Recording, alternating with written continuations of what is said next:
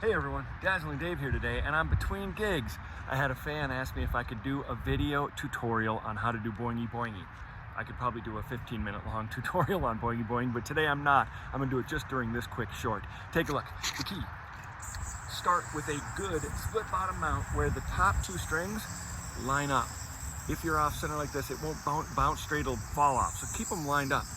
You then put your dominant hand up, off hand forward slightly, and then start to bounce. And when you get that bounce, if you do it right, it'll go back and forth a lot. Resist the urge to go forward and back. I know sometimes you'll feel like you're getting some success with that, but usually you don't. It's usually a problem. So again, boingy boingy, up and down. And the real key is down. A lot of people forget that part. But if you're just going up like this, it stops boinging, hits your hand, and doesn't work. So make sure, again, down far enough that the yo-yo can travel out. Up and down, back and forth to do a good boingy boingy. Good luck. Thanks for watching.